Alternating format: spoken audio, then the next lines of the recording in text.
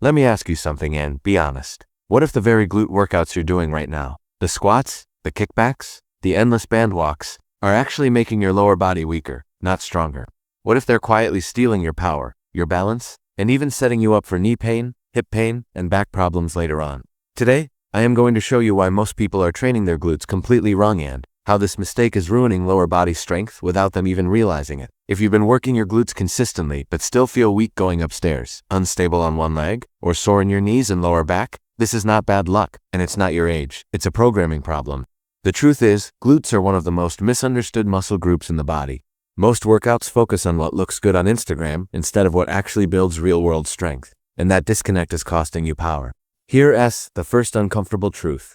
Feeling the burn does not mean your glutes are getting stronger. That burning sensation everyone chases, that's mostly metabolic stress, not functional strength. Your glutes were designed for force production, stability, and movement control, not endless isolation, fatigue. When you train them like a bodybuilding muscle instead of a performance muscle, your nervous system adapts the wrong way. Your glutes have three main jobs. They extend the hip, meaning they help you stand up, climb, and push the ground away. They stabilize the pelvis so your body doesn't collapse when you walk or stand on one leg. And they control rotation, keeping your knees, hips, and spine aligned. Most glute workouts only train one of these, extension, and even that, they train poorly. Think about the exercises most people do. Donkey kicks, fire hydrants, lying abductions, higher up banded movements. These exercises keep you on the floor, remove balance demands, remove load, and remove coordination. Your brain learns that your glutes only work when the rest of your body is relaxed and supported. That's the exact opposite of how your glutes need to function in real life. Here's where the real damage happens. When your glutes aren't trained to stabilize and coordinate movement, other muscles step in to compensate. Your lower back starts overworking to create hip extension. Your quads dominate movements they shouldn't. Your hip flexors stay tight and active. Over time, your body creates a strength imbalance that actually shuts the glutes down during standing and walking tasks. So even though you train your glutes, they don't show up when you need them. This is why so many people say, I do glute workouts, but I still feel weak. Or, my knees hurt when I squat. Or, my back always takes over. That's not a motivation problem. That's a motor control problem, and it usually comes from glute workouts that isolate instead of integrate. Another huge issue is tempo and range. Many glute exercises are done fast, shallow, and mindlessly. Partial squats, bouncy hip thrusts, momentum-driven reps. Strength doesn't come from movement, it comes from controlled force through full usable ranges. When you avoid depth, slow control, and stability, your glutes never learn how to own the movement. They learn how to assist, not lead. There's also the problem of bilateral dependency. Most glute workouts keep both feet planted and evenly loaded, but life doesn't work that way.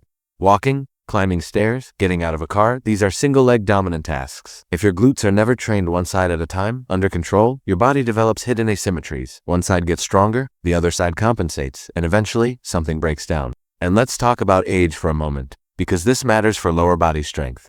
As we get older, the nervous system becomes less forgiving. Poor movement patterns don't just stay neutral, they accelerate weakness. A glute workout that kind of works in your 30s can quietly destroy strength in your 50s and 60s. Balance declines, reaction time slows, and without strong responsive glutes, the risk of falls skyrockets. What's scary is that many people think they're re-protecting themselves because they re-exercising, but exercise done wrong doesn't just fail to help, it teaches the body bad habits, and the body remembers those habits. Now, this doesn't mean glute training is bad. Far from it. Strong glutes are one of the biggest predictors of long-term mobility, joint health, and independence. But the way you train them determines whether they act like powerful engines or lazy passengers.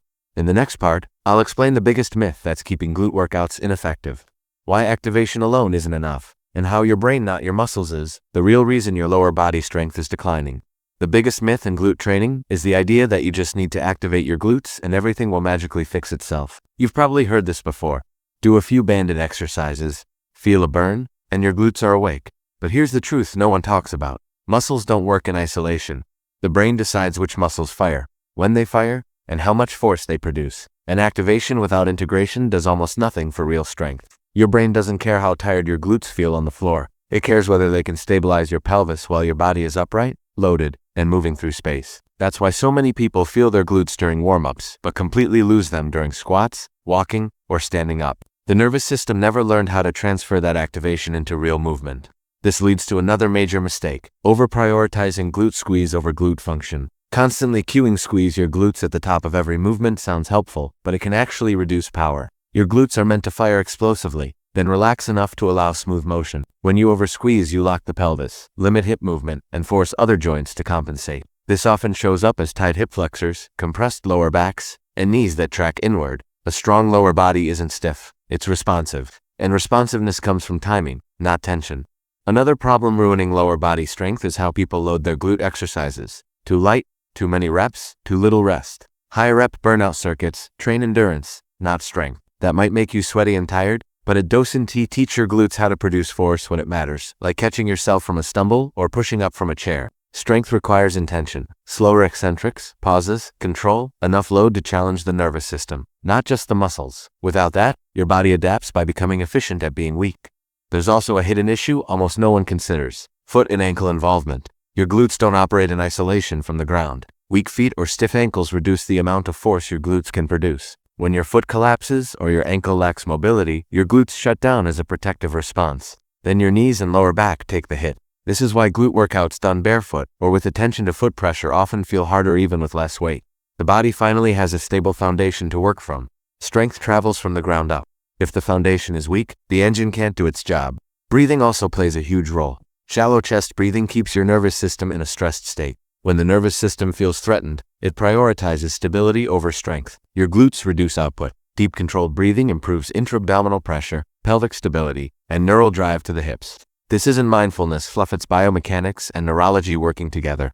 Now let's talk about posture, because posture is not about standing up straight, it's about load distribution. An anteriorly tilted pelvis where the hips tip forward puts the glutes in a lengthened, disadvantaged position. You can train them all you want, but if your pelvis stays tipped forward, your glutes can't fully contract during standing tasks. The lower back takes over, and strength leaks out of the system. Most glute workouts ignore this completely. They train movement but never fix position. That's like trying to drive a car with the wheels misaligned. You'll move but inefficiently, and with damage over time. What's happening here is not muscle failure, it's coordination failure.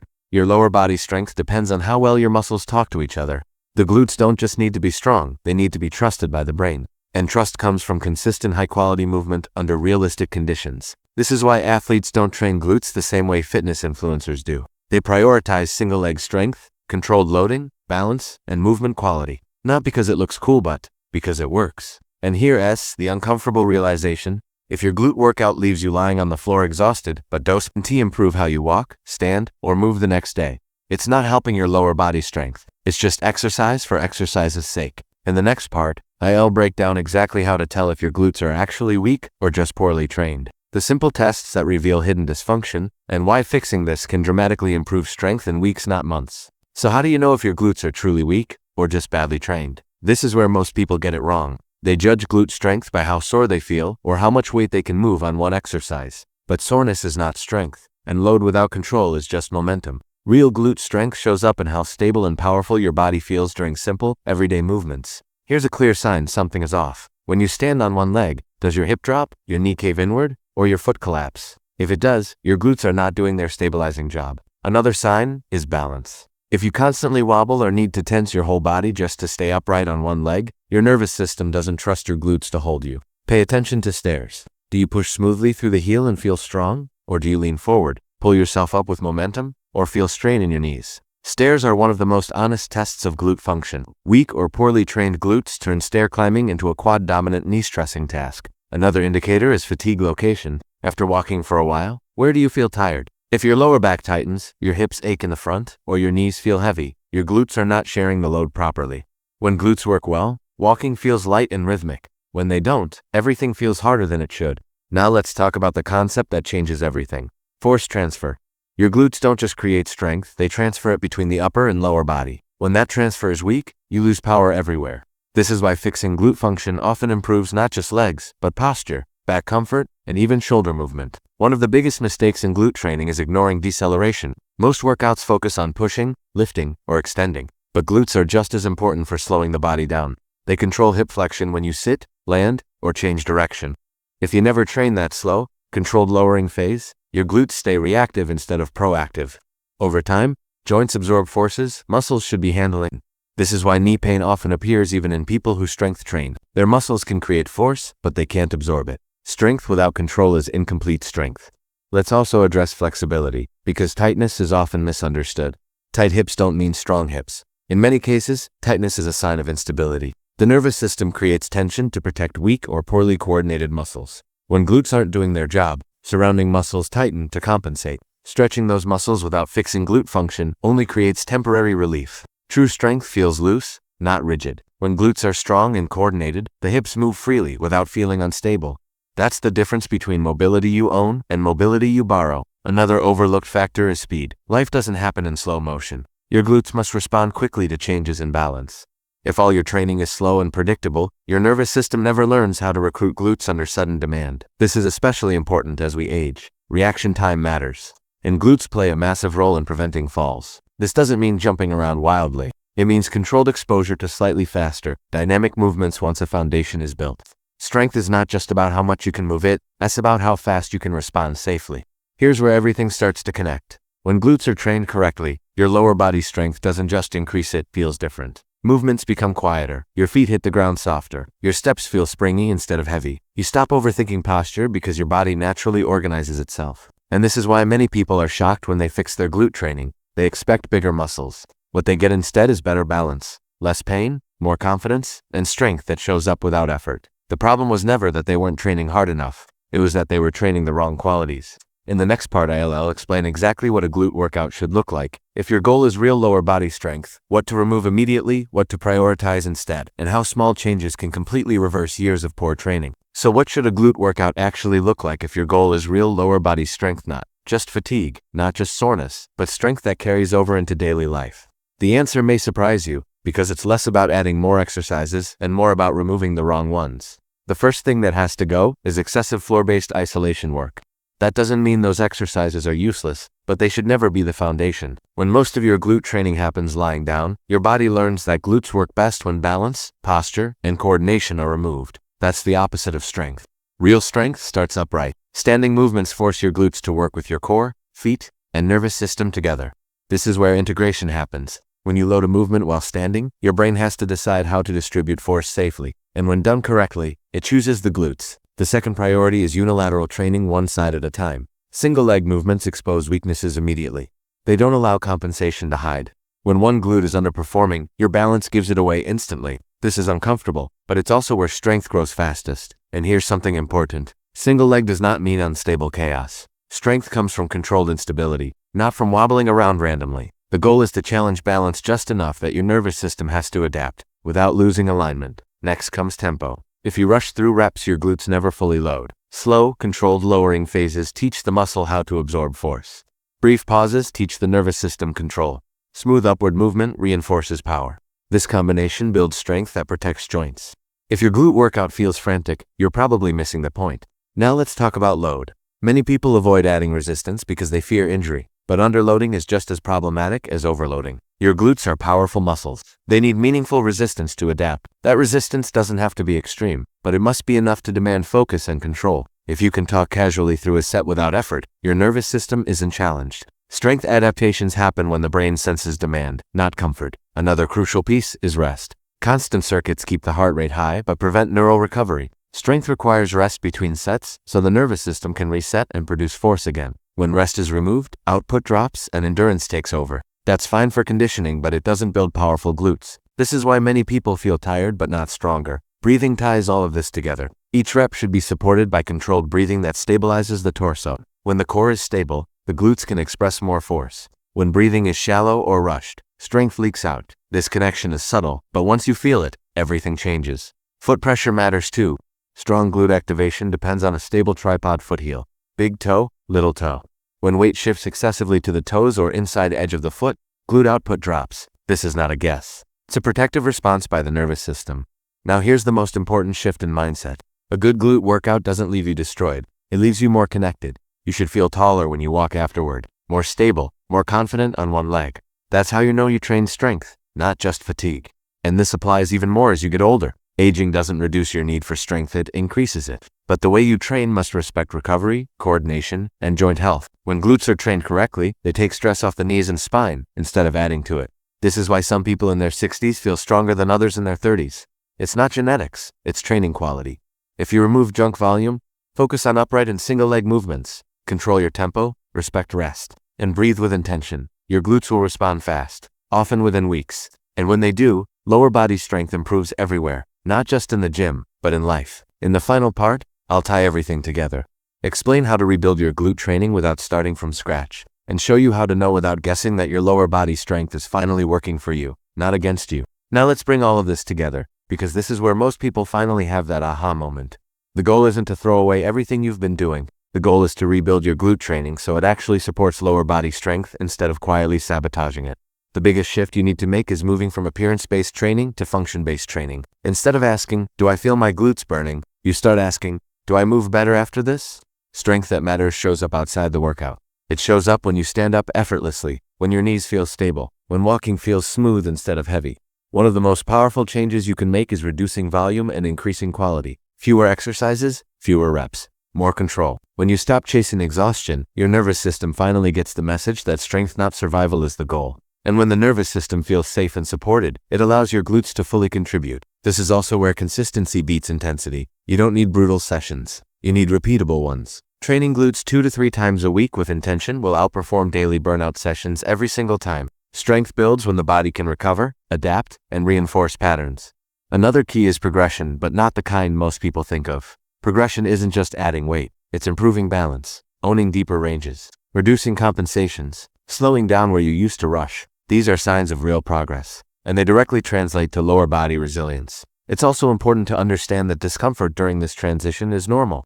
When you start training glutes properly, you may feel muscles you've ignored for years. You may notice asymmetries you didn't know existed. That doesn't mean something is wrong. It means you're finally listening to your body instead of overpowering it. What you should not feel is joint pain, knee pain, sharp hip pain, or lower back strain are signals that something needs adjustment. Strength training should make joints feel safer, not threatened. If pain increases, it's not a badge of honor, it's feedback. Now let's talk about patience, because this matters. Neural adaptations happen faster than muscle growth. That's good news. Many people feel stronger, more stable, and more confident within weeks, simply because their brain has relearned how to use the glutes. Visible changes may come later, but functional strength comes first. This is why people often say, I didn't realize how weak I was until I got strong. Proper glute training raises the standard of what strength feels like. Another powerful indicator you're on the right track is reduced fear. When your glutes work properly, you stop being cautious with movement. You trust your legs. You don't brace unnecessarily. You move naturally. That confidence alone reduces injury risk dramatically. And here's something rarely said out loud. Strong glutes are freedom. They allow you to move without thinking about every step. They support independence as you age. They protect you when life throws unexpected challenges, slips, missteps, sudden changes in direction. This is why glute training matters so much more than aesthetics. It's not about how your workouts look. It's about how your life feels. If your current glute workouts leave you tired but not stronger, sore but not stable, active but still uncomfortable in your body, that's not a failure on your part. It's a system problem, and systems can be fixed. When you train your glutes the way they were designed to work, integrated, controlled, responsive, your lower body strength doesn't just improve. It finally makes sense. You stop fighting your body, you start working with it. And that's the difference between exercising and actually building strength. So here's the takeaway. Your glutes are not just but muscles to be burned, squeezed, or admired. They are the engine of your lower body. When trained incorrectly, they quietly let other muscles take over, robbing you of strength, stability, and confidence. But when trained correctly, they transform the way you move, the way you feel, and the way your body responds to life itself. Stop chasing burns and isolation. Start training upright, single leg controlled, and with purposeful load.